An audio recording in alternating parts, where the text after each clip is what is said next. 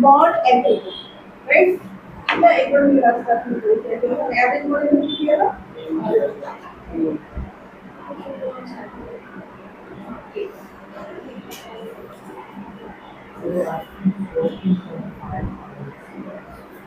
So I told you in the last class, bond enthalpy is of two types. Bond enthalpy क्या है? This is a heat required to break one mole of bond. ठीक है? Bond energy, bond dissociation energy, and there is one more word, heat of dissociation. तीनों का meaning same है. ठीक है? क्या बोला मैंने? Bond energy, bond dissociation energy, और there is one more name, heat of dissociation. तीनों का मतलब क्या है? सेम. ठीक है? Two type of bond energy, एक तो नॉर्मल हो गई आपकी, और एक हम यूज करते हैं average bond energy. That is applicable in case of poly atomic molecule. ठीक है? Poly atomic molecule. Fine. Methane का एग्जांपल मैंने लास्ट क्लास में आपको दिया था. ठीक है? तो मीथेन के केस में आपको क्या करना पड़ेगा? Total enthalpy of reaction upon 4. ठीक है? क्यों? क्योंकि मीथेन के अंदर कितने हैं? There are 4. ठीक है? तो if you need to find out the enthalpy of one bond, तब आपको क्या करना पड़ेगा? Total enthalpy of the reaction. कौन सी एंथैल्पी ऑफ रिएक्शन की मैं बात कर रही हूँ? मीथेन को आप क्या कर रहे हैं? मीथेन को ब्रेक कर रहे हैं into 4H. So in this case, whatever the enthalpy of reaction, ये नंबर कुछ आपको 166 something मिलता है, that should be divided by the.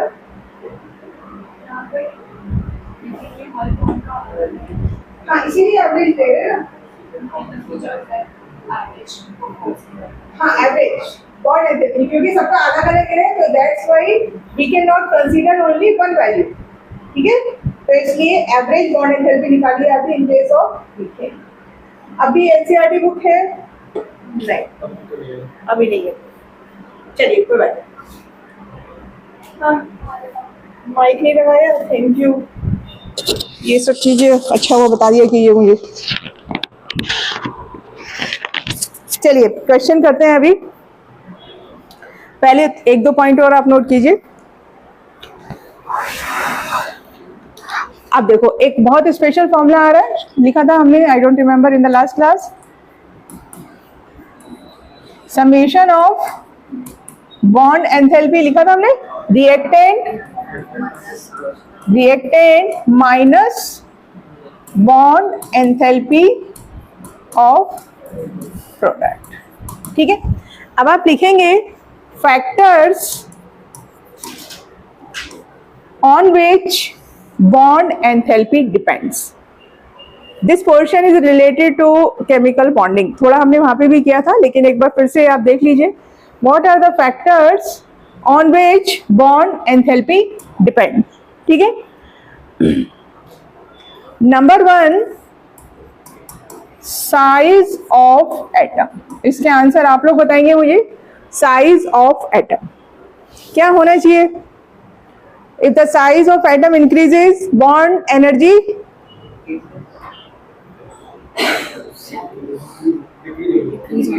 Decrease होना चाहिए, है ना? अगर क्या हो रहा है? Size of the atom, size क्या हो रहा है? इंक्रीज हो रहा है, तो बॉन्ड एनर्जी क्या होगी आपकी? डिक्रीज.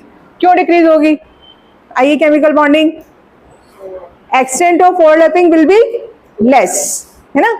तो इसी में जैसे आपको पूछा जाए, bond energy of chlorine chlorine, bond energy of Br, ठीक है, and bond energy of iodine I2 molecule. In which case you are finding maximum bond energy. किसका मिलेगा मैक्सिमम बॉन्ड एनर्जी? ये किसको आप देर में ब्रेक कर सकते हैं? Cl को, है ना? रीजन समझ में आ रहा है? ठीक है. आयोडीन का साइज कैसा है? बिगर.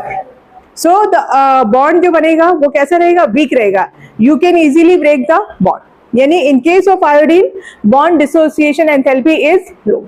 यहां पर एक्सेप्शन है आपका fluorine, bond dissociation enthalpy of fluorine is greater, sorry lower.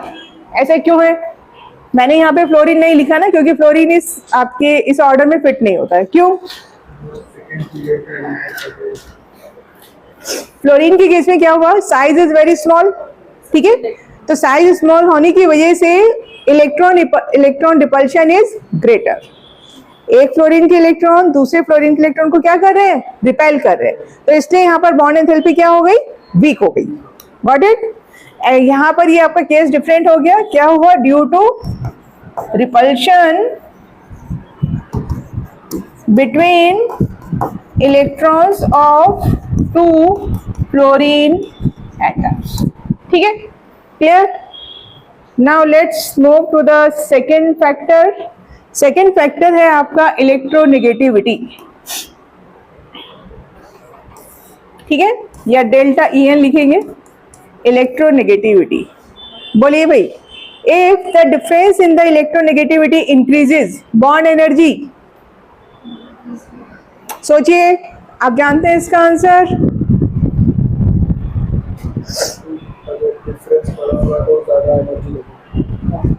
Difference अगर ज्यादा हुआ तो what type of bonding will be there, ionic, और आयनिक बॉन्ड कैसे आपके स्ट्रॉन्गेस्ट, तो बॉन्ड डिसोसिएशन एनर्जी क्या हो गई, हाई हो गई। Got it? ठीक है, यानी इसको हम लिखेंगे delta EN is increasing then bond energy is increasing. जितना ज्यादा इलेक्ट्रोनेगेटिविटी डिफरेंस होता है, nature of bond will be ionic. आपने पढ़ा था, है ना, 1.9 या 1.9 से ग्रेटर है तो आयनिक है, 1.2 के अराउंड है तो पोलर कोवेलेंट, और उससे भी कम है तो नॉर्मल कोवेलेंट। ठीक है, चलिए थर्ड है आपका बॉन्ड लेंथ। ये भी आप जानते हैं बॉन्ड लेंथ और बॉन्ड एनर्जी का क्या रिलेशन है, इनवर्सली प्रोपोर्शनल।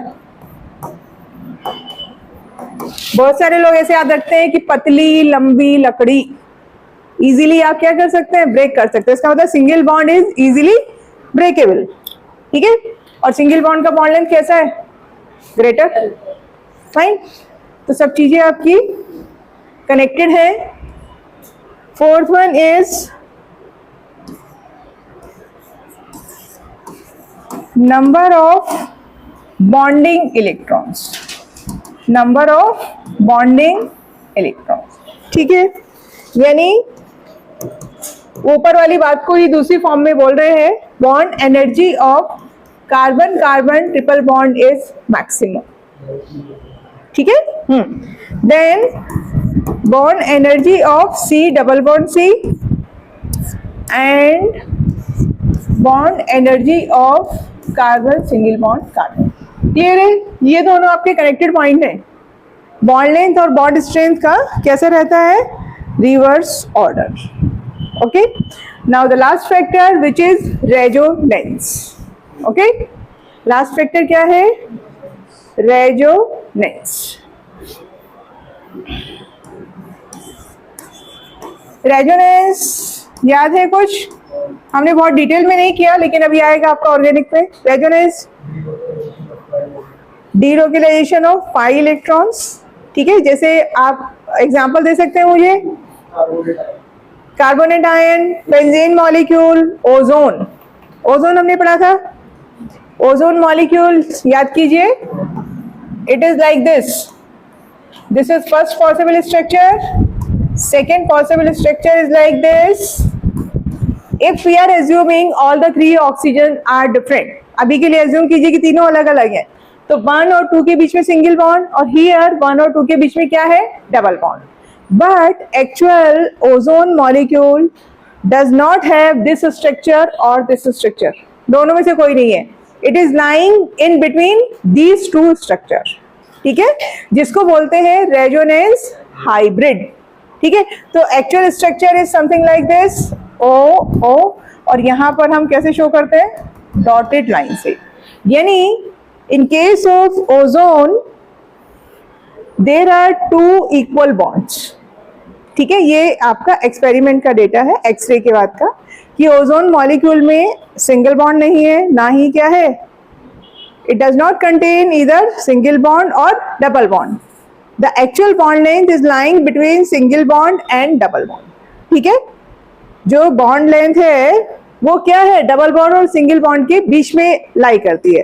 तो what about the bond energy, क्या होगा, directly proportional.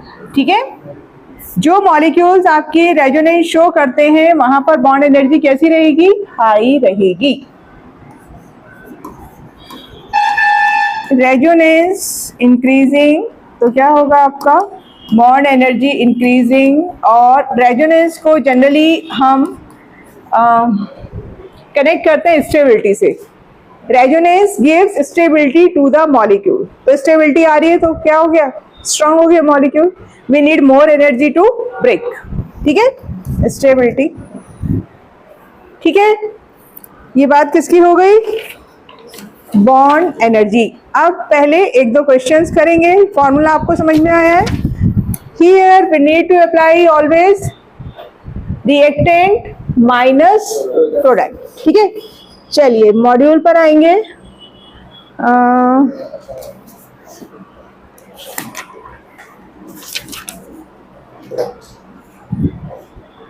Okay, question number 54, page number 229.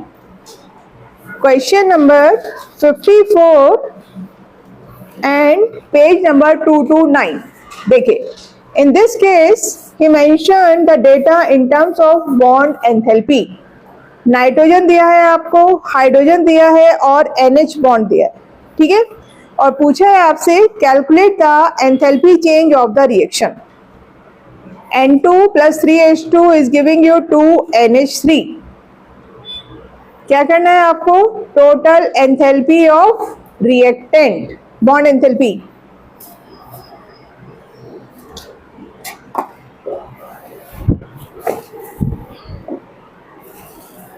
What is the reaction?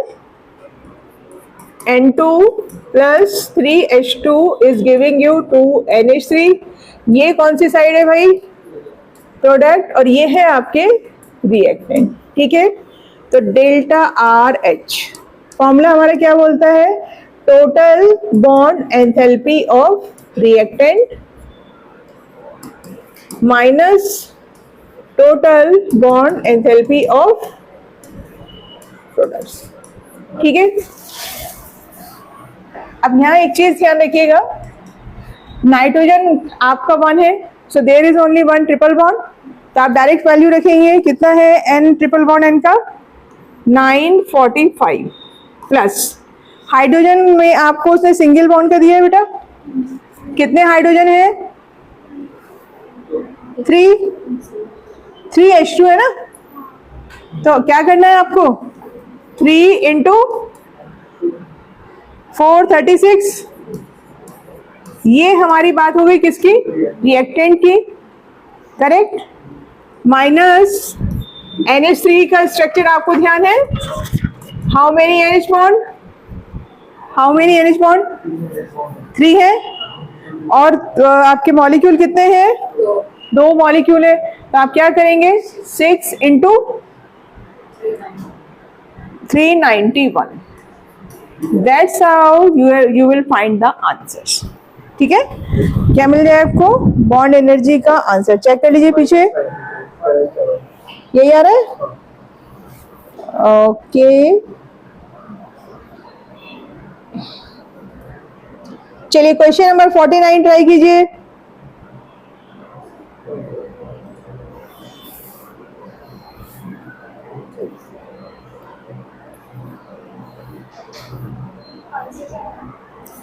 Answer क्या आ रहा है भाई, बी -93.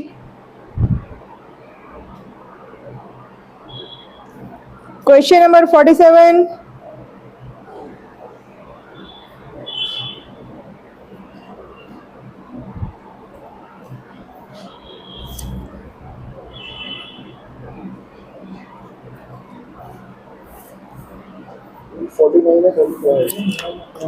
क्या बोला था मैंने, अभी बता रही.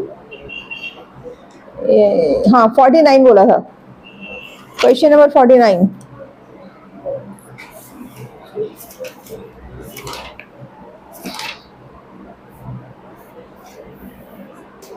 नहीं है.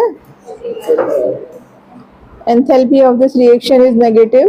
Okay, if the enthalpy of combustion and the methane and alcohol, then which relation is correct? तो पहले ये दोनों का रिएक्शन लिखो, मीथेन का कम्बशन का और मीथेनॉल का, और फिर उसको रीअरेंज करके find the above reaction. Are you trying question number 49? करिए, दोनों रिएक्शन लिखिए और उसको रीअरेंज करके try to find the given reaction.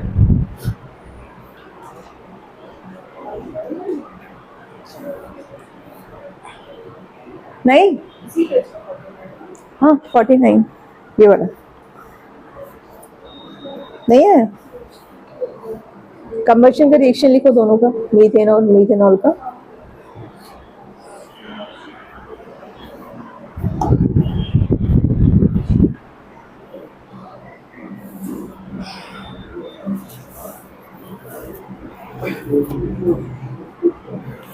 Done.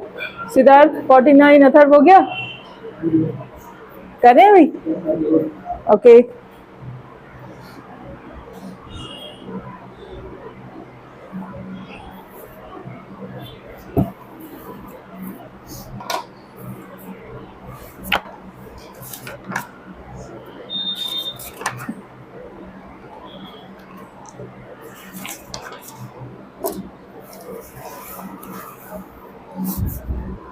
यहाँ ध्यान रखना है ऑलवेज कि बैलेंस इक्वेशन होना चाहिए बेटा. अगर इक्वेशन बैलेंस नहीं करी तो गलत हो जाएगा.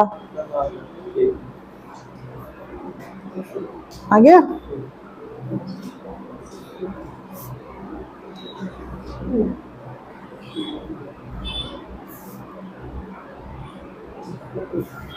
Done.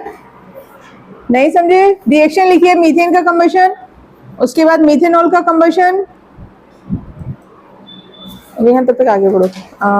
Come to the question number 68. If you are done with the question number 49, then do question number 68.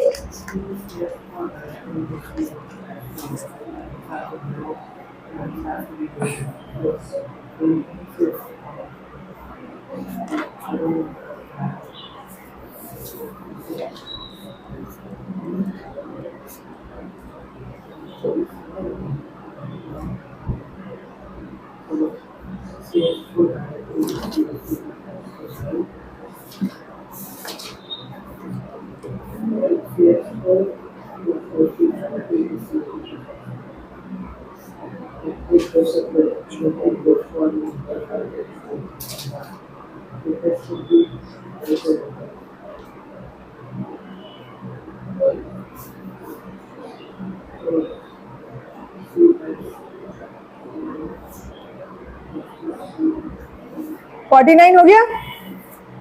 किसको समझ में नहीं आया 49? आपको देखो 49 में उसने क्या बोला है, enthalpy of methane plus oxygen CH4 plus half O2 is giving you methanol. This is the M equation, ऐसे कंसीडर कीजिए. ठीक है. Then he give you enthalpy of combustion of methane plus O2 is giving you CO2 plus water. Balance कीजिए इस equation को, देखो. ठीक है. इसका वैल्यू कितना मिला आपको? X. ठीक है. In the same manner write down the equation for methanol plus O2 is giving you CO2 plus water. Again here two water और 2 O2. ये वैल्यू कितनी मिली आपको? Y. इन दोनों रिएक्शन को रीअरेंज करके फाइंड दिस. क्या करेंगे? Which reaction we need to write in reverse manner? The second one. Second अगर रिवर्स करेंगे तो ये साइन क्या हो जाएगा?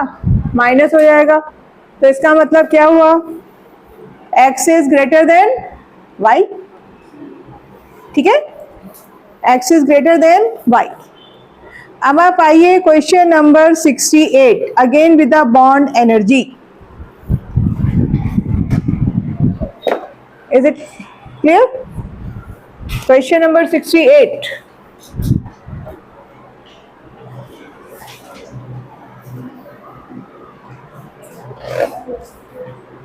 जितने नंबर ऑफ पॉइंट्स हैं वो काउंट करके उसी हिसाब से उस नंबर से मल्टीप्लाई करना है बेटा.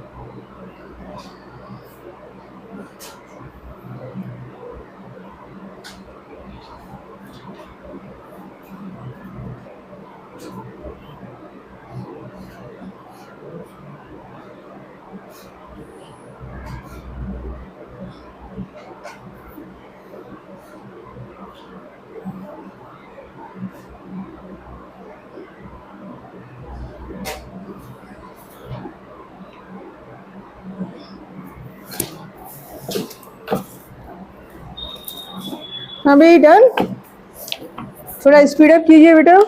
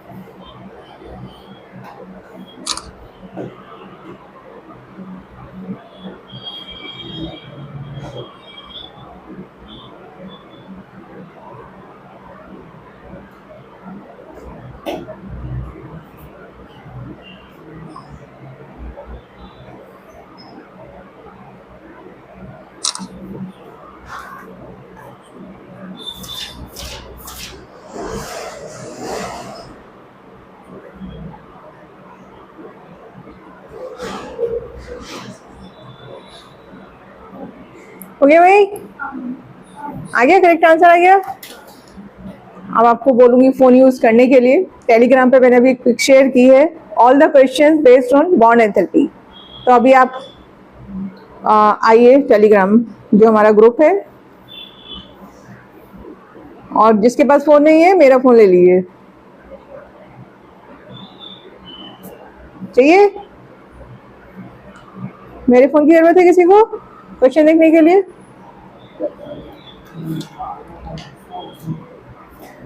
Okay okay. फर्स्ट पिक में सिर्फ एक ही क्वेश्चन है डाउन साइड. ये देखिए बॉन्ड एनर्जी आपको निकालना है. फटाफट से इसको ट्राई कीजिए.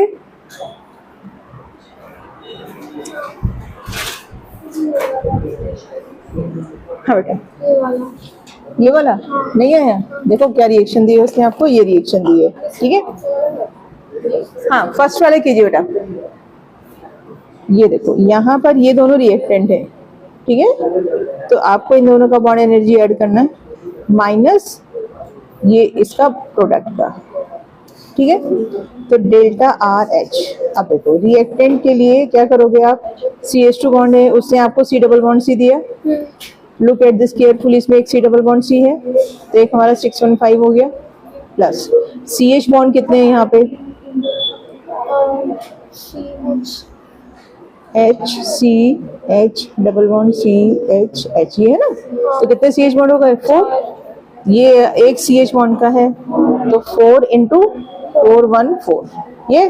अब हाइड्रोजन भी है, कितने हाइड्रोजन है, 1, तो 1 हाइड्रोजन का सीधे सीधे कितना रखोगे, 435।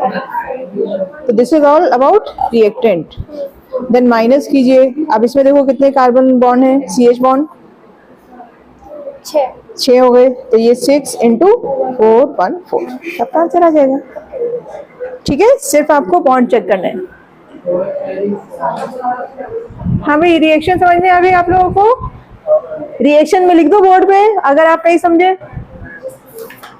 लिखा तो उसने enthalpy of formation of HF, तो रिएक्शन क्या हो जाएगी आपकी, H2 plus F2 is giving you 2HF. Find the enthalpy of reaction for this. Enthalpy of formation लिखा है ना, read the first statement. क्या लिखा है उसने, find the enthalpy of formation of hydrogen fluoride. Answer जल्दी से निकालिए, हो गया, -269, तो -269 आ रहा है, कर लीजिए कर लीजिए।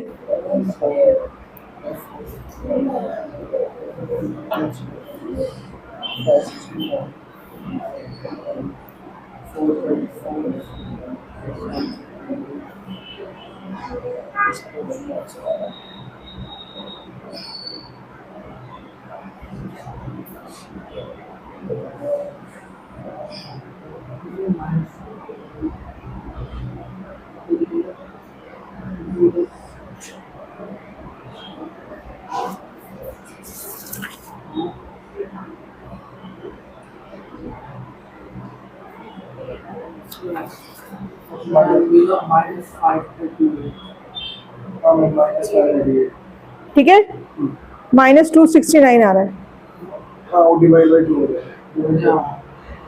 आप डिवाइडेड बाई 2 है ना, -269 आएगा आंसर, डिवाइडेड बाई 2।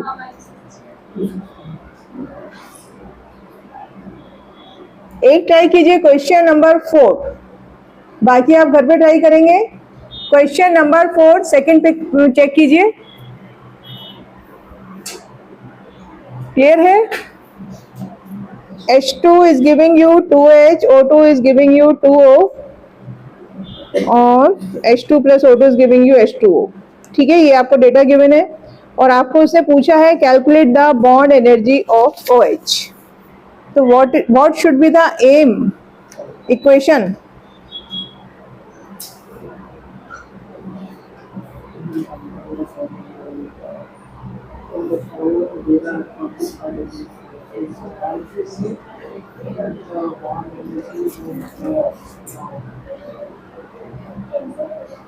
क्वेश्चन समझ में आया?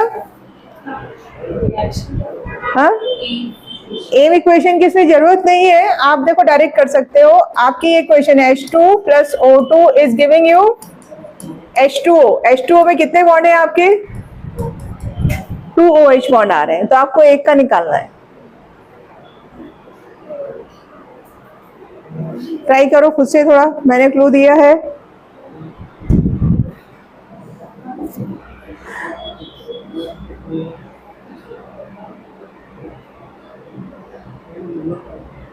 फर्स्ट टू रिएक्शन से आपको बॉन्ड एनर्जी मिल रहा है, किसका, हाइड्रोजन का, और किसका मिल रहा है, ऑक्सीजन का मिल रहा है, राइट। तो यहाँ पे आपको पूरी रिएक्शन की उससे वैल्यू दी हुई है डेल्टा RH, समझे आप। ये वैल्यू आपके पास है फ्रॉम द प्रीवियस इक्वेशन, ये वैल्यू आपके पास है फ्रॉम द प्रीवियस इक्वेशन, ठीक है। और इसके लिए उसने डेल्टा RH की वैल्यू दी है जो इस इक्वेशन के आगे लिखी हुई है। तो आपको सिर्फ ये फाइंड करना है, समझे। आपके पास ये वैल्यू है, ये वैल्यू है और ये वाली वैल्यू है, और ये आपको फाइंड करना है यहां से bond energy. Again the same formula, reactant minus product. देखो ट्राई करो।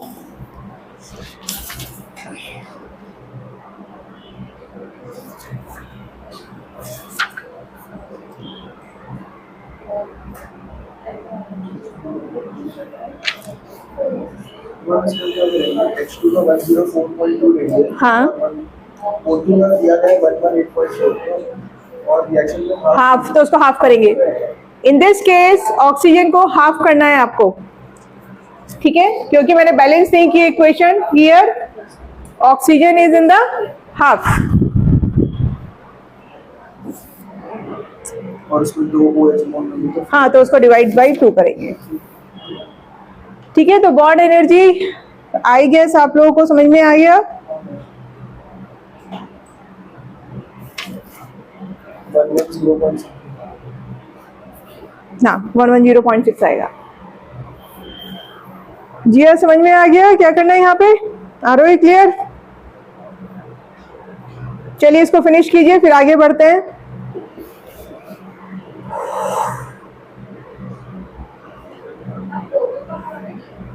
व्हाट? O2 का ऊपर से रिएक्शन O2 को हाफ लेना पड़ेगा। देखो ऊपर की इक्वेशन चेक करो, मिला? O2 का वैल्यू गिवन है आपको 118.4, उसको हाफ करेंगे क्योंकि आपकी रिएक्शन में हाफ रिक्वायर्ड है।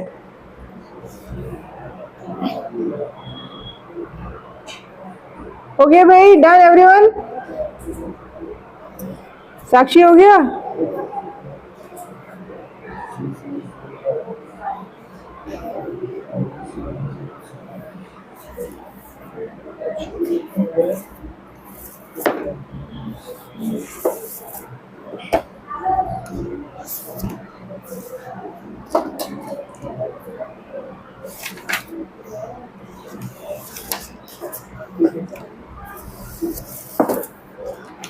जब आपका हो जाए तो मुझे बताइए, फिर आगे बढ़ेंगे।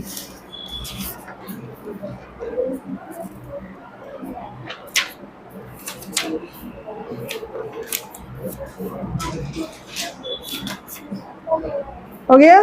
गुड। विहान 1 मिनट के लिए मुझे पेन देना बेटा। हाँ, कुछ नहीं फर्क पड़ता ब्लैक में।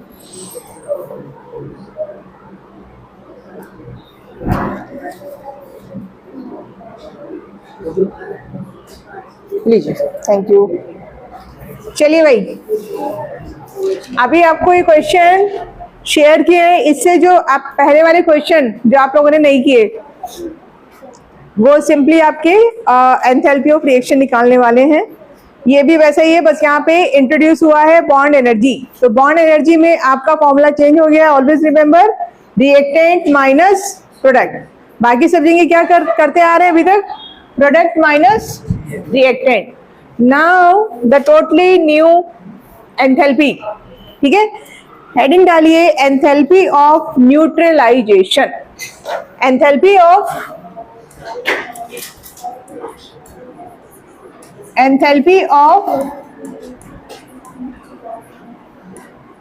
न्यूट्रलाइजेशन, ठीक है। क्या होता है enthalpy of neutralisation?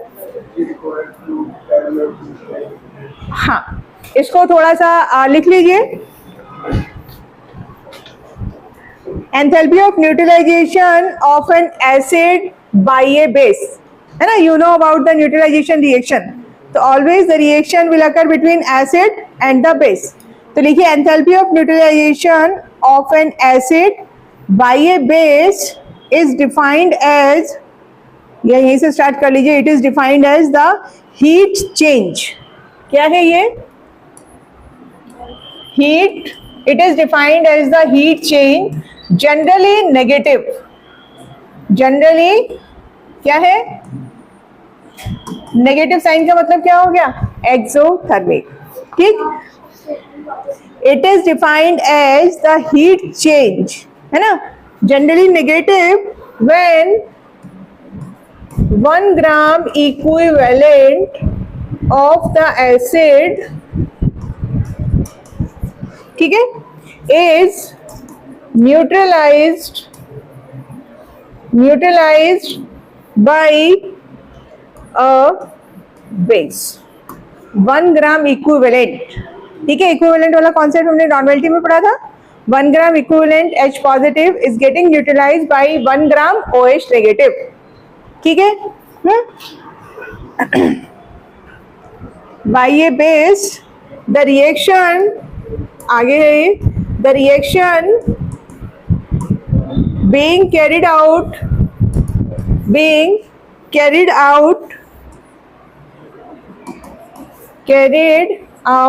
in dilute aqueous solution।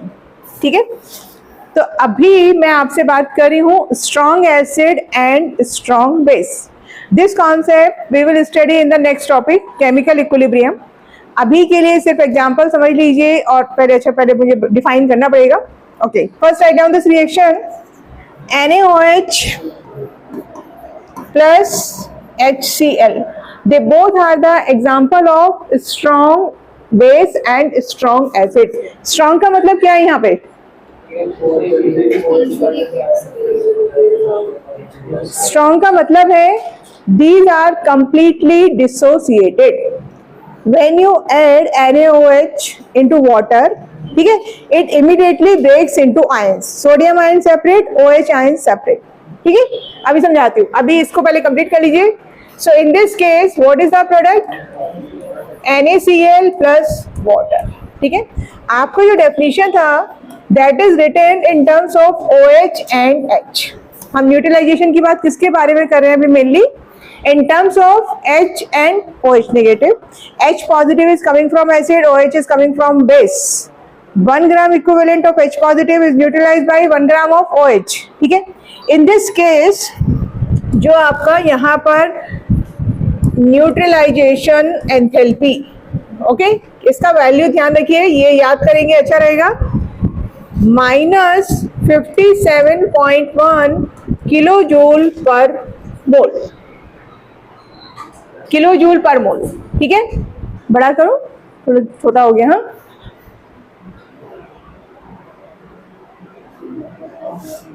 ठीक है, और कैलोरी में ये वैल्यू रहेगा आपका -13.7 किलो कैलोरी पर मोल।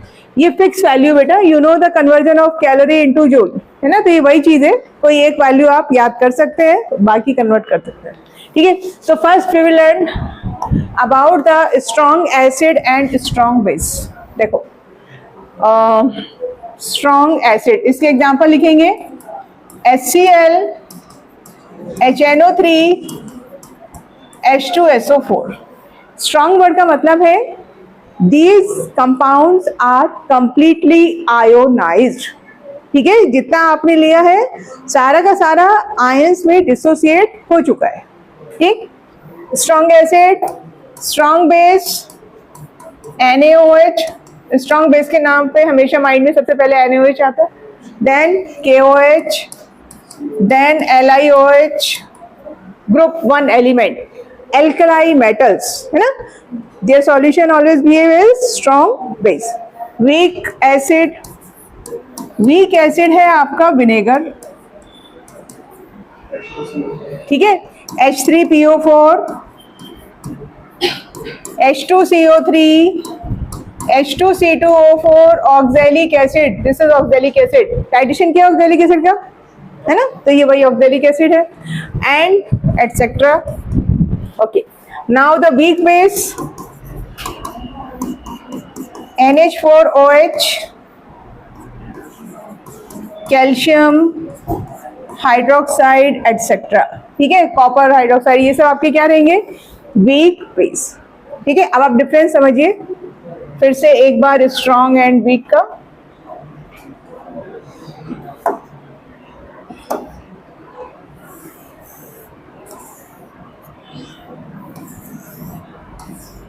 ठीक है, दोनों बीकर में वी आर टेकिंग वाटर। अभी हमारे पास क्या है? वाटर। ठीक है, in the first beaker I am adding HCl, few drops of HCl into first beaker।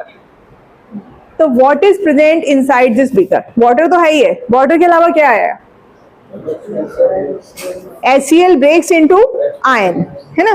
तो यहाँ पर सिर्फ किसकी अवेलेबिलिटी है, H पॉजिटिव आयन की एंड Cl नेगेटिव आयन की। You can not find the whole HCl, समझिएगा इस चीज को, है ना। आपने HCl छोड़ दीजिए, NaCl डाला, तो NaCl also breaks into iron. So in this beaker you will find only sodium ion, chloride ion and water. Is that clear? है ना। क्यों हुआ ऐसा, सॉलिड NaCl मिलेगा ही नहीं। आप देखते हैं ना नमक इमीडिएटली डिसॉल्व होता है वाटर में, ढूंढते रह जाओगे, किसको ढूंढ रहे हैं, NaCl नहीं है, क्या है वहां पर, sodium ion and the chloride ion. अब ये आपने in this case you are adding CH3COOH, ठीक है। यहां पर सपोज मैंने 10 मॉलिक्यूल्स लिए हैं, तो 10 मॉलिक्यूल्स ये 10 मोल्स कर लो तो डिसोसिएट होके ये भी आपको 10 मोल्स मिलेगा, ये भी कितना मिलेगा, 10 मोल। लेकिन एसिडिक एसिड का क्या सिचुएशन है, it does not dissociate completely. अगर आपने 10 मोल लिए हैं तो हो सकता है उसमें से 2 ही मोल डिसोसिएट हो और 8 कहाँ रह जाएंगे, एज इट इज रह जाएंगे, ठीक है। तो यहां पर किसकी अवेलेबिलिटी है, H positive ion, CH3CO negative as well as CH3COOH। Got it. In this beaker you will find 3 things including water. थोड़ा अमाउंट किसका है, एसिटिक एसिड का, क्यों, because it is weakly dissociated. बात समझ में आई। तो स्ट्रॉन्ग एसिड स्ट्रॉन्ग बेस का मतलब पूरे के पूरे डिसोसिएट हो गए, वीक एसिड वीक बेस का मतलब कुछ अमाउंट डिसोसिएट हो रहा है, बाकी ऐसा ही रहेगा, ठीक है। तो आपको बीकर में ये भी मिल रहा है, ये भी मिल रहा है और ये भी मिल रहा है, ठीक है। अब वापस आते हैं एंथैल्पी ऑफ न्यूट्रलाइजेशन। तो ये जो नंबर है बेटा ये किसको बिलोंग करता है, this is the case of strong acid strong base, ठीक है। आप कोई भी स्ट्रॉन्ग एसिड और स्ट्रॉन्ग बेस अगर न्यूट्रलाइजेशन रिएक्शन स्टडी कर रहे हैं तो amount of heat will always be this, quick से ये बात, ठीक है, समझे आप। चलो आप इसको नोट कर लीजिए। For any strong acid strong base और वाइस वर्सा, स्ट्रॉन्ग बेस और स्ट्रॉन्ग एसिड एक ही बात है, आपको समझाने के लिए लिखा है, ठीक है। क्या है, delta neutralization H will always be -57.1 kilo joule per mole. ये आपका एक फिक्स नंबर आपको मिल गया है, ठीक है। अब क्या होगा, let's talk about the week acid and weak base. ये तो स्ट्रॉन्ग तो फिक्स कर दिया आपने, है ना। ओके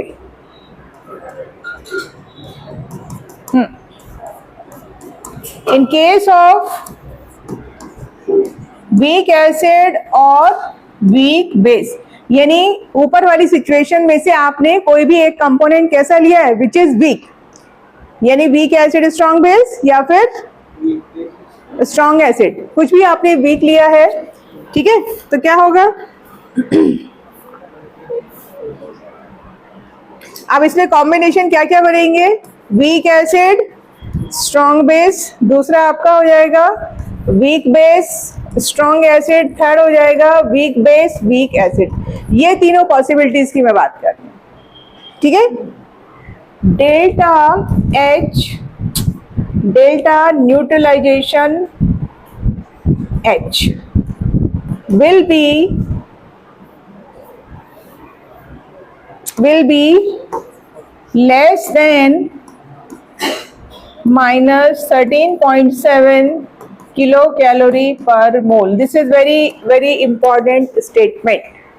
कोई भी अगर कंपोनेंट आपका वीक है तो उस केस में जो ये हीट आपकी इवॉल्व हो रही है उसका अमाउंट थोड़ा सा कम हो गया। कहाँ गया सोचिए, निकलना कितना चाहिए था, -13.7 या फिर ये 57.1। लेकिन अगर आपको कोई भी कंपोनेंट वीक है तो this value is lesser, Y,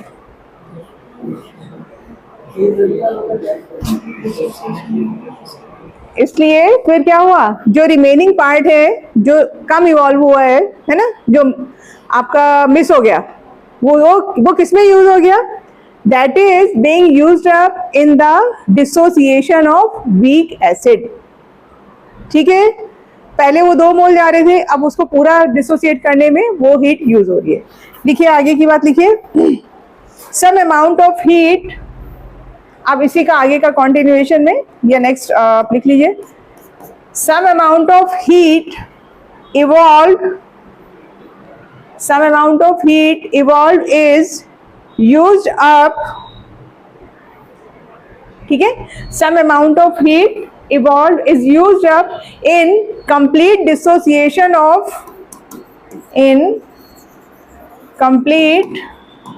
dissociation of weak acid और weak base। ठीक है, this is known as enthalpy of dissociation. क्या बोलते हैं? अब यहां पे देखो ये कौन सी चीज आ गई? This is known as enthalpy of dissociation. किसका एंथैल्पी ऑफ डिसोसिएशन है ये? किसका है? Weak acid and weak base, right. Expected कितना था? 57.1, लेकिन कंपोनेंट एक वीक था हमारे पास, वो कंप्लीटली आयोनाइज नहीं हुआ, तो ये अमाउंट हीट जो निकलनी चाहिए थी उससे थोड़ा कम निकली। क्यों कम हुई? जो कम हुआ portion that is used up in the complete dissociation of weak acid and weak base. ठीक है, अब इसी के ऊपर आपको क्या मिलेंगे? न्यूमेरिकल्स मिलेंगे, तो एक आप देखें, बाकी फिर आप करें। चलिए, क्वेश्चन है calculate the heat of dissociation. Heat of dissociation का मतलब वो थोड़ा सा अमाउंट जो कम हुआ है ना। Heat of dissociation is related to weak acid or weak base। ठीक है, for acetic acid from the following data।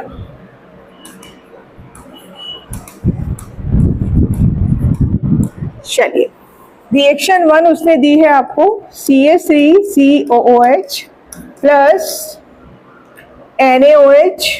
ठीक है, is giving you salt।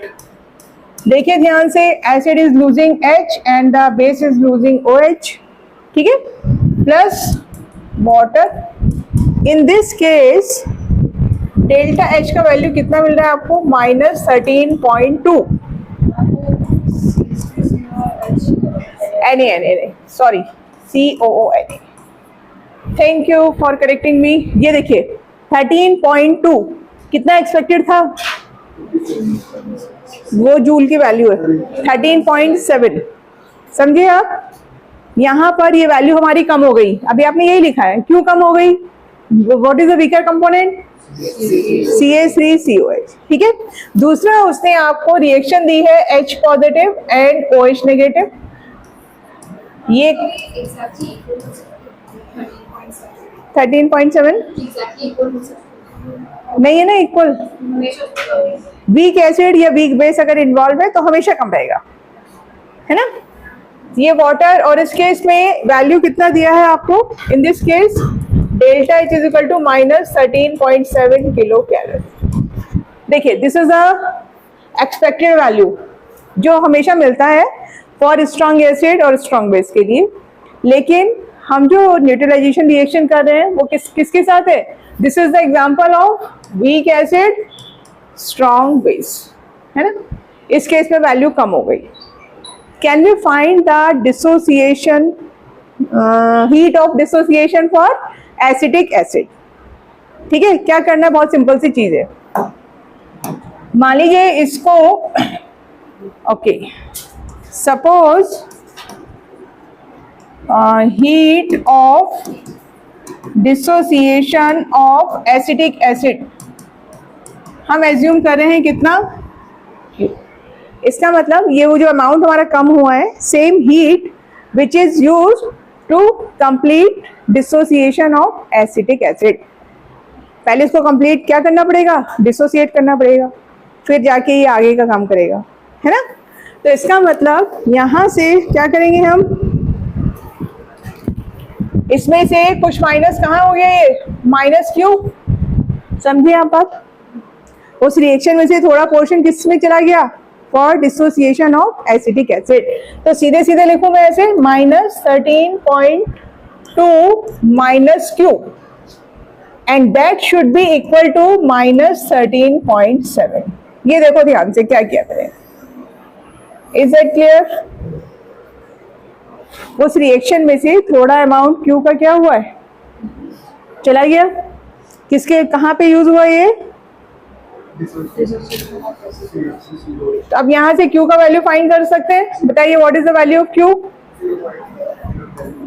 कितना आ रहा है, positive negative, positive 0.5 kilo calorie, यानी this is the heat required for the complete dissociation.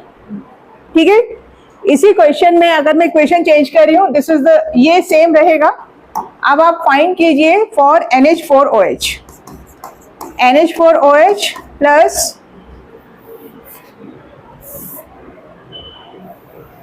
ये लीजिए क्वेश्चन नंबर 2। अब आप फाइंड कीजिए weak base NH4OH plus HCl is giving you NH4Cl plus water. ठीक है, इन दिस केस कितना वैल्यू है, delta H is equal to -12.27 kilo calorie. चलो find the Q for NH4OH just like we did in the above question. 1.43, ऊपर की value क्या लोगे, 13.7, 1.43। ठीक है, चलो अब सिमिलर क्वेश्चन हम मॉड्यूल से ट्राई करेंगे, लेट्स सी कर पा रहे हैं या नहीं।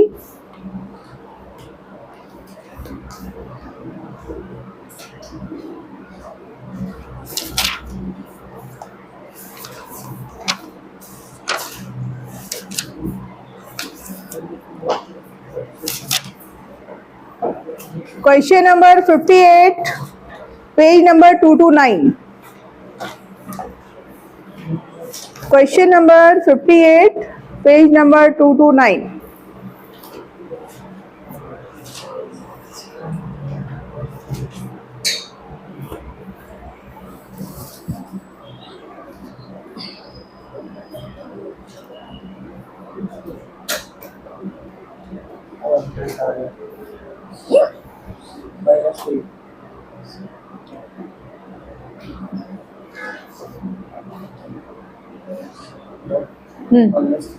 -3, चेक कीजिए answer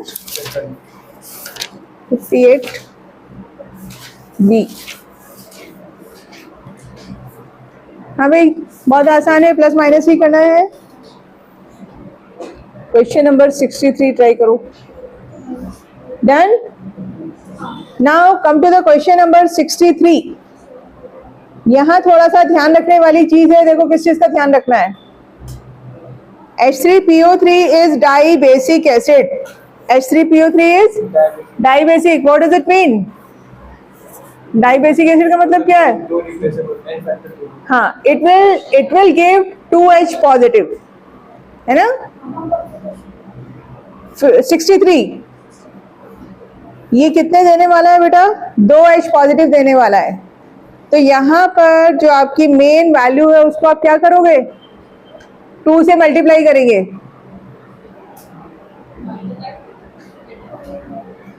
H3PO3 will lose 2 proton. देखिए ट्राई कीजिए।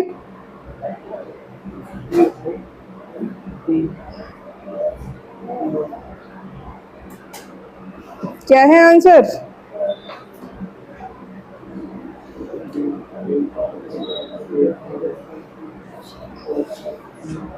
समझे नहीं शायद आप लोग। क्वेश्चन नंबर 63 देखिए भाई क्या है यहाँ पर। H3PO3 ये कितना दे रहा है आपको? 2H positive plus HPO3 negative.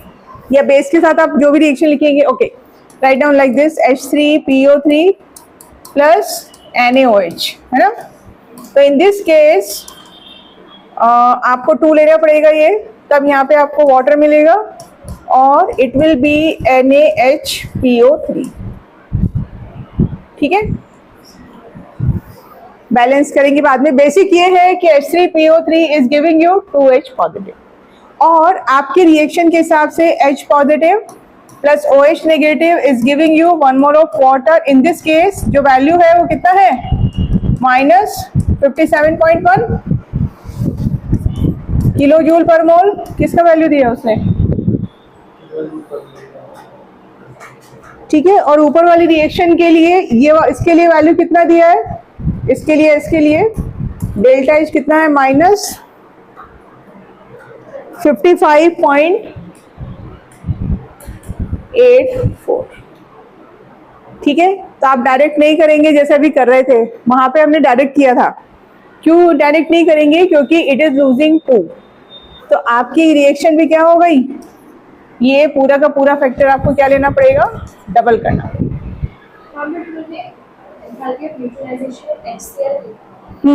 उसके लिए उन्होंने -55.84, इधर HCl है।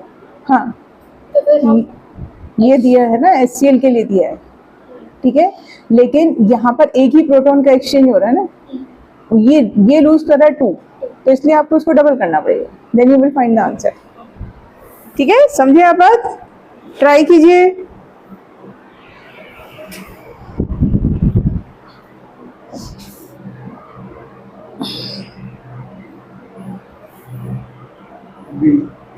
क्या आ रहा है आंसर, 5। अगर आपने डायरेक्ट माइनस किया होता तो आंसर होता आपका A, लेकिन ध्यान से करना है कितने आपके प्रोटॉन यहाँ पर ये दे रहा है आपको, ठीक है भाई। एंथैल्पी ऑफ न्यूट्रलाइजेशन समझ में आ गया, यहाँ तक कोई कंफ्यूजन, आगे करा दो थोड़ा सा और। क्या हो गया टाइम, 140, 5 मिनट और एक्स्ट्रा। एक लास्ट एंथैल्पी समझ लीजिए, बहुत आसान है, उसके बाद एंथैल्पी वाला पोर्शन डन और आपका फर्स्ट लॉ खत्म, ठीक है। तो नेक्स्ट क्लास में करेंगे सेकेंड लॉ ऑफ थर्मोडायनामिक्स, ठीक। ये क्वेश्चन का आंसर आ गया सबका, चलो अब हेडिंग डालिए एंथैल्पी ऑफ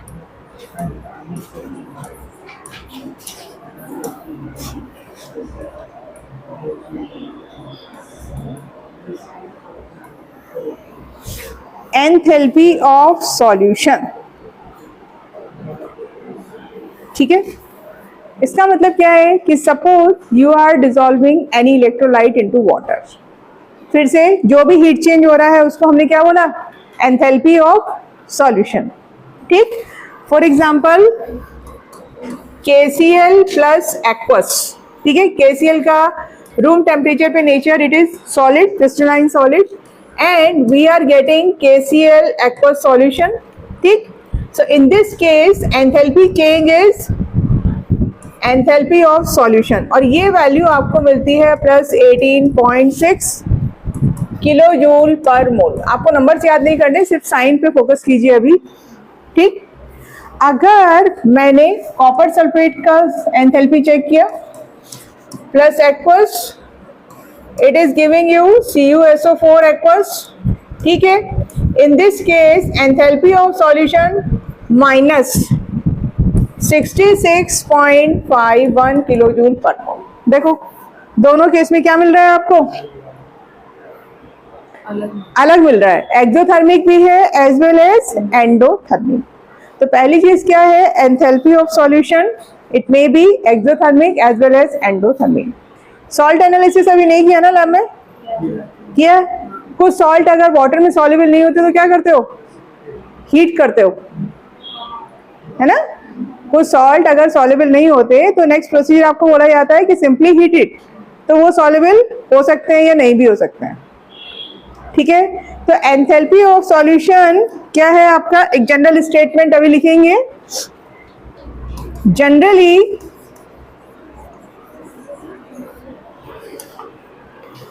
ठीक है। फॉर एंडोथर्मिक प्रोसेस के लिए मैं आपसे बात कर रही हूँ। For endothermic process, endothermic process मतलब जिस केस में आपको ये पॉजिटिव वैल्यू मिल रही है। Basically I am talking about the salts which are showing positive value. Number 1, salts which do not form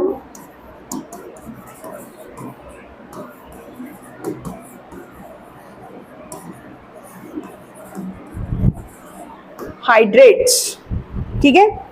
for example NaCl, KCl, KNO3 etcetera. अगर endothermic reaction हो रहा है, राइट, तो आपका टेस्ट ट्यूब कैसा हो जाएगा? वार्म की कोल्ड? कोल्ड। हीट एब्जॉर्ब हो रही है, ध्यान दीजिए। It is the same thing, you are holding a piece of ice. वही काम हो रहा है ना। आपको कैसी फीलिंग हो रही है? ठंडी फीलिंग हो रही है। तो टेस्ट ट्यूब में कोई रिएक्शन में अगर हीट सराउंडिंग से एब्जॉर्ब की है तो टेस्ट ट्यूब का सरफेस अगर आप टच करेंगे तो इट विल बी कोल्ड, ठीक है। तो एक तो ये सॉल्ट हो गए। सेकंड कौन से हो गए? Hydrated salt.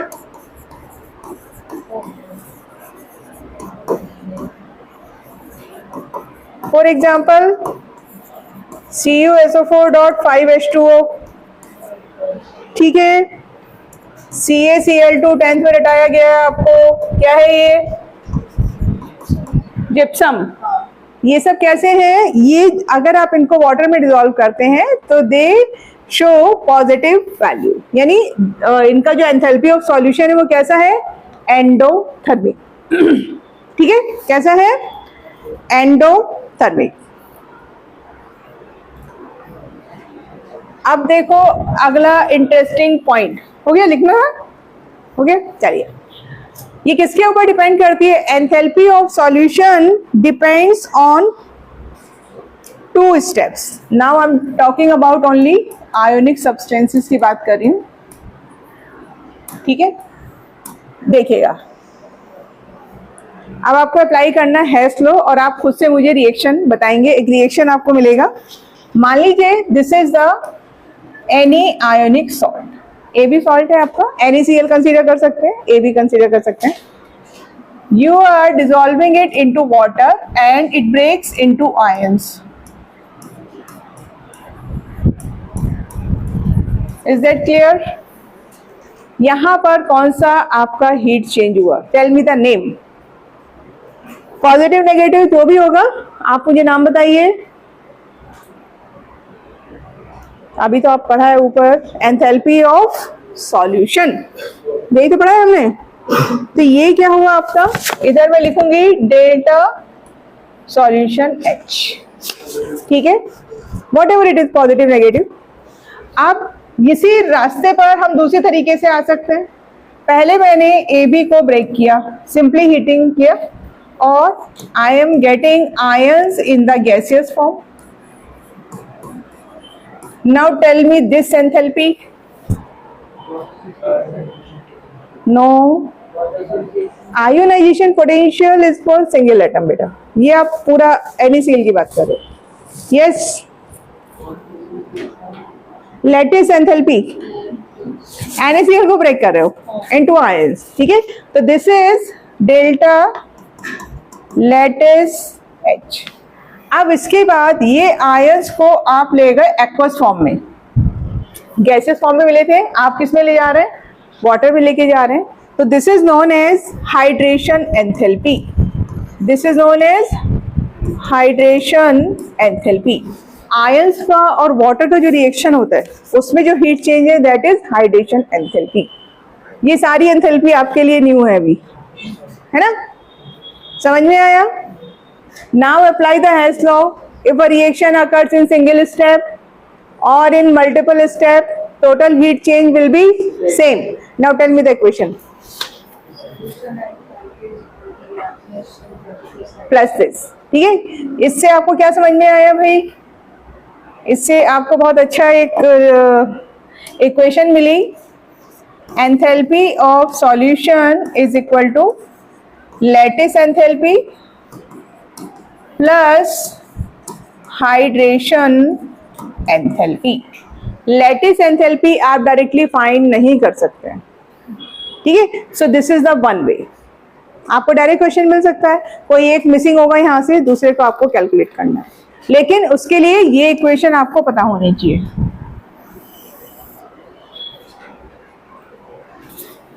ठीक है,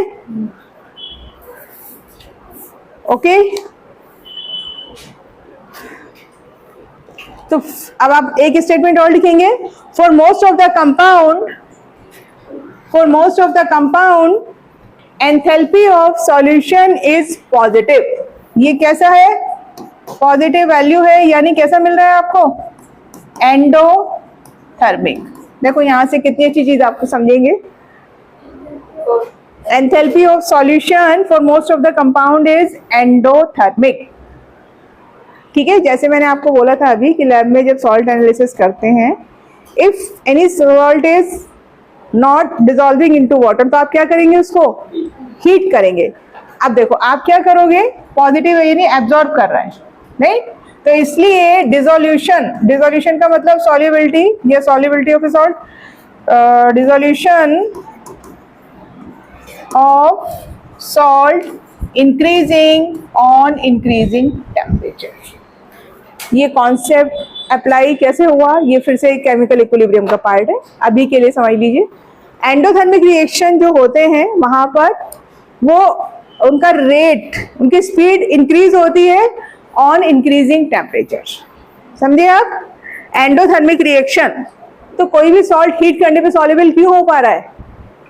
डिसोल्यूशन, क्योंकि वो प्रोसेस कैसा है? एंडोथर्मिक है। And endothermic process are always favoured by increase in temperature. ठीक है, यहां तक समझ में आ गया? 5-7 मिनट और बैठ सकते हैं क्या? 5 मिनट्स या नहीं? दिया थक गई। एक सिंपल सा बस एक डायग्राम बनाना है, बहुत ज्यादा काम नहीं है, वो फिर हमारा ये टॉपिक ना एंड हो जाएगा, वरना फिर लास्ट टाइम में फिर ये सब दी जाएंगी। सिर्फ 5 मिनट चाहिए आपके, ठीक है? चलो अब हेडिंग डालो, bond BORN, Haber cycle. BORN, bond Haber cycle. ठीक है, इसका सिग्निफिकेंस समझिए। It is use for calculation of lattice enthalpy. Lattice enthalpy clear है? पहले तो ये बताओ, जिसको नहीं आता मैं फिर से एक्सप्लेन करती हूँ। लैटिस एंथैल्पी क्या था? आरोही बोलो। लैटिस एंथैल्पी कंपाउंड को तोड़ता है, इसमें कंपाउंड को आयंस में तोड़ना। कंपाउंड को, कौन से कंपाउंड को? Ionic compound. लैटिस एंथैल्पी जो कॉन्सेप्ट है वो सिर्फ आयोनिक कंपाउंड्स में एप्लीकेबल है। Energy release when 1 mole of crystal lattice is being formed from positive and negatively charged ions। Ionic compound बन रहा है तो उतनी एनर्जी रिलीज हो रही है, या उल्टा उतना एनर्जी आप प्रोवाइड कर रहे हो तो दैट आयनिक सब्सटेंस ब्रेक हो रहा है आयंस में, दोनों वे, है ना? तो ये जो आपका साइकिल है, इससे आप क्या कर रहे हैं? लैटिस एंथैल्पी फाइंड करेंगे, और क्योंकि हम उसको डायरेक्टली नहीं कर सकते।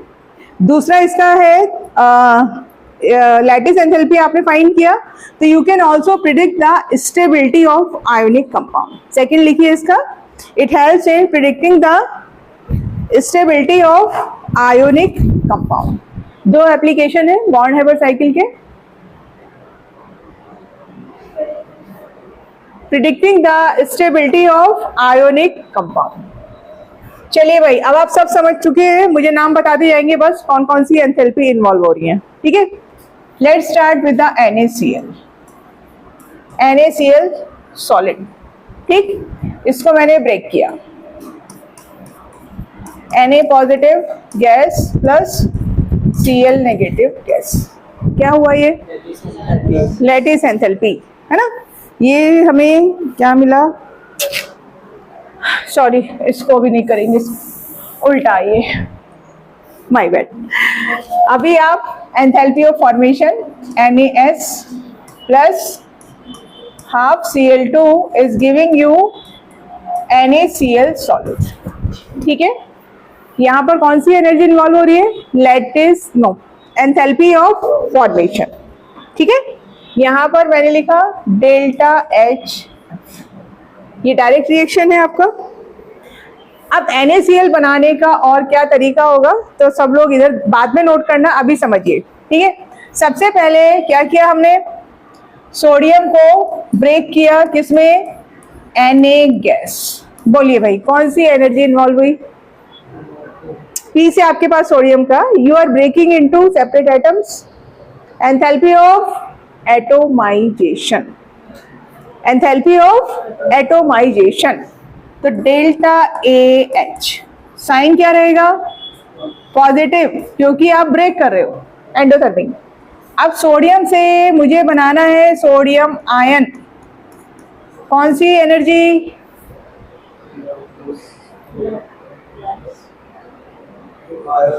Ionisation enthalpy. सोडियम से आप क्या बना रहे हैं? You are removing one electron, तो यहां पर हो गया डेल्टा I। ठीक है, ये इसका साइन भी क्या है? पॉजिटिव। यही काम आपको क्लोरीन में करना है, तो क्लोरीन को ब्रेक करेंगे, we need chlorine atom in the gas state, again enthalpy of atomisation. दूसरा आप ध्यान रखिए, ये एंथैल्पी को आपको हाफ करना पड़ेगा, क्योंकि यहाँ पर आपका क्या है? Cl2 है ना, तो डेल्टा H डेल्टा AH। उसके बाद Cl नेगेटिव चाहिए भाई, कौन सी एनर्जी इन्वॉल्व हुई? Electron gain enthalpy delta EgH। अब आपके पास ये दोनों आ गए, ये दोनों कंबाइन होके क्या बनाने वाले हैं? क्या? उसको भी हाफ करना पड़ेगा। इसको नहीं, ये सिंगल है ना बेटा यहाँ पे, इसलिए कौन सा energy? Lattice enthalpy, two ions combine to form solid. तो यहाँ पर आपका मिला आपको डेल्टा H, लैटिस H। अब फिर से अप्लाई कीजिए हेस लॉ। ये आपका सिंगल स्टेप रिएक्शन और ये आपके सारे मल्टीपल स्टेप रिएक्शन होते जा रहे हैं, तो सबका क्या हो जाएगा? सम। ठीक है, इसको मैं काम करती हूँ, ये जितनी भी आपकी एनर्जी है इन सबको मैं U लिख रही हूँ, सबका सम विद साइन। तो हमारी जो इक्वेशन बनी वो क्या बनी? क्या होगा? Delta HF is equal to U plus delta lattice H। ठीक है, अब यहाँ पे आपका कोई भी एक एनर्जी, U का मतलब समझे बेटा? U is the sum of all the energies involve with sign. ठीक, तो आपका कोई एक एनर्जी मिसिंग रहेगी और उसको आप फिर कैलकुलेट करेंगे। ठीक है, ये है आपका born Herbert cycle. Okay, module में इसके क्वेश्चन हैं, आप घर पे ट्राई कीजिए। अब तो यहाँ तक हमारा first law of thermodynamics over. Module से आप क्वेश्चन नंबर 89 तक सब कर सकते हैं, और जेई एक्सट्रैक्ट में भी दिया हुआ है, जेई एक्सट्रैक्ट अलग से है सेपरेटली। जेई वार्म अप के 89 तक आप क्वेश्चन कर सकते हैं। ठीक है, कल है हमारी क्लास।